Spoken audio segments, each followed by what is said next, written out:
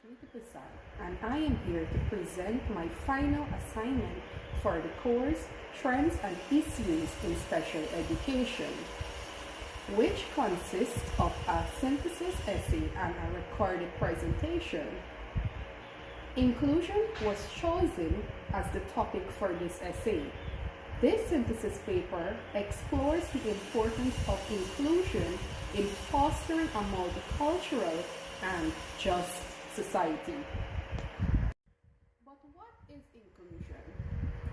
Inclusion, according to the World Health Organization, WHO, is the process of ensuring that every individual has the right to participate fully and equally in all aspects of society, regardless of their differences.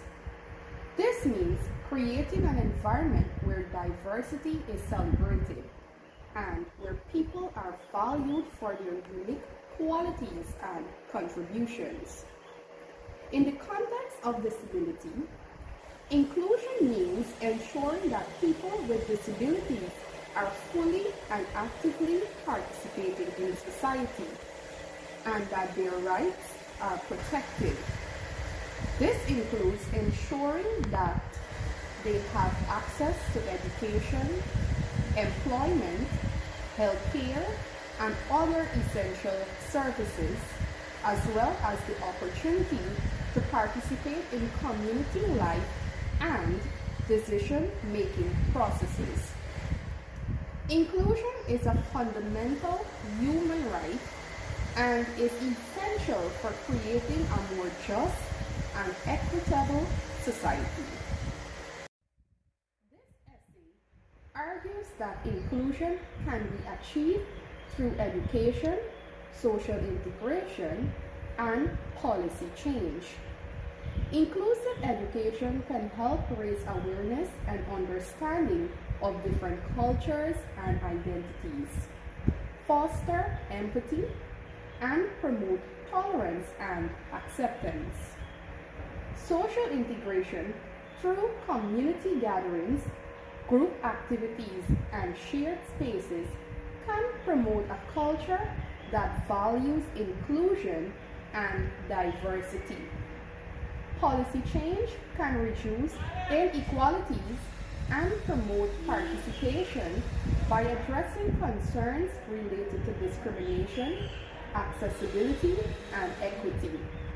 The paper draws on the three sources within the last 10 years to support its argument. The first source, Inclusion and Diversity in Education, a review by Karim Nizam, Matt Karim, and Nurzihan Ayub, emphasizes the importance of developing an inclusive educational system that respects and recognizes student diversity. Teachers play a crucial role in establishing an inclusive educational system by encouraging students to embrace diversity and giving them opportunities to learn about other cultures and identities. Inclusive education can reduce bias and discrimination while fostering respect and understanding among students. The second source, Making Education Inclusive, 6 Steps to Understanding Diversity in Schools by Christine Sleeter, outlines 6 recommendations for developing an inclusive educational system.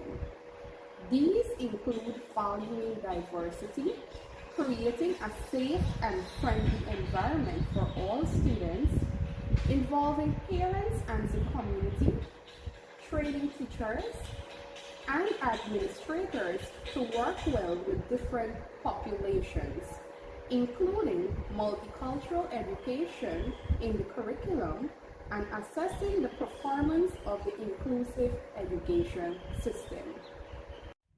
The third source, a study by Whittaker and colleagues, highlights the importance of policy change in promoting inclusion. Policies that address concerns related to discrimination, accessibility, and equity can reduce inequalities and promote participation. Effective policy change can ensure that all people have equal access to opportunities and resources, regardless of their background. The final source: Diversity, Inclusion, and Equality in the Workplace, a review and research agenda by Jisu and colleagues, emphasizes the importance of inclusion, diversity, and equity in work. Developing a just and inclusive workplace can improve employee well-being and job satisfaction, reduce discrimination and harassment, and enhance organizational performance. In the realm of housing, the essay suggests that funding and support for the construction of affordable housing in communities with high rates of poverty and homelessness, along with laws that forbid discrimination on the basis of color, ethnicity, and other criteria, can support greater social and economic equality by reducing inequities in housing access. In the context of healthcare, the article suggests that policies such as Medicaid expansion and increased financing for community health clinics can increase access to medical care for underprivileged groups such as low-income persons, people with disabilities, and residents of remote areas. These policies could help ensure that everyone has access to essential healthcare services. In conclusion, this synthesis essay argues that inclusion is critical to achieving a diverse and equitable society, and it can be achieved through education, social integration, and policy change. By fostering awareness and understanding of different cultures and identities, promoting a culture that values inclusion and diversity, and addressing concerns related to discrimination, accessibility, and equity, we can create a society that values and celebrates diversity, promoting a more just and equitable world. Thank you.